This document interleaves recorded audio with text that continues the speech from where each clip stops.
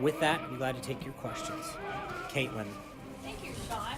We got 2 questions for you today. The first one is, why did the president wait 18 days to fire Mike Flynn after the White House was informed of his conduct and warned that he was a potential target for Russian blackmail? Because you realize the timing of this makes a lot of people think that he wouldn't have been fired if the story had not come out in the media. Well, I think, first of all, let's look at the timeline. Sally Yates came here on the 26th of January. Then she informed the counsel's office that there were materials that were relevant to the situation. It wasn't until about 7 days later that they had access to those documents.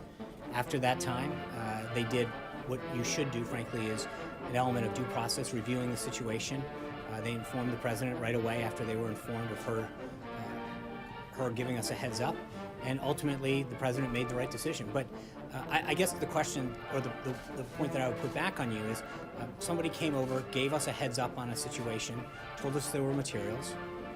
We were provided those materials 7 days later, reviewed those materials, underwent a process of reviewing the situation, and ultimately the president made a decision and it was the right one. So I think that the process worked, frankly, when you think of the time in which we had the information to make the decision that the president made. You're saying the president stands by that decision and he made the right decision, but why does he continue to defend Mike Flynn?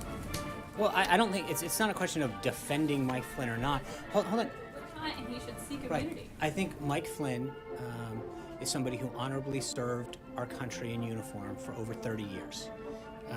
And I think, as he's noted, Lieutenant General Flynn was asked for his resignation because he misled the vice president.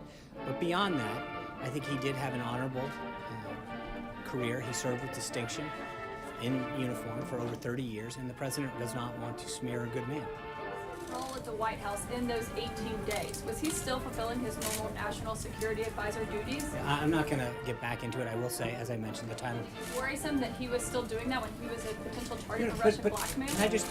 One thing that I think is important to note is let's look at, again, how this came down. Someone who is not exactly a supporter of the president's agenda, who a couple days after this first conversation took place, refused to uphold a lawful order of the president's, who's not exactly someone that was excited about President Trump taking office or his agenda. She had been, hold on, Caitlin, hold on, no, Caitlin, let me answer the question.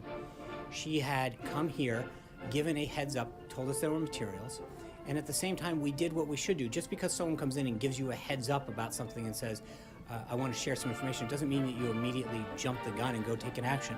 I think if you flip this scenario and say, what if we had just dismissed somebody because a political opponent of the president had made an utterance, you would argue that it was pretty irrational to act in that manner. We did what we were supposed to do. The president made ultimately the right decision, and I think he was proven that she was. Attorney General that he appointed by the Obama administration and a strong supporter of Clinton. So that's now, I think, number 4. So, Matt. 2 questions on 2 different topics. First, you said that Sally Yates was a strong supporter of Hillary Clinton. What is that based on? I think she's made some, I think it was widely rumored to play a large role in the Justice Department if Hillary Clinton had won.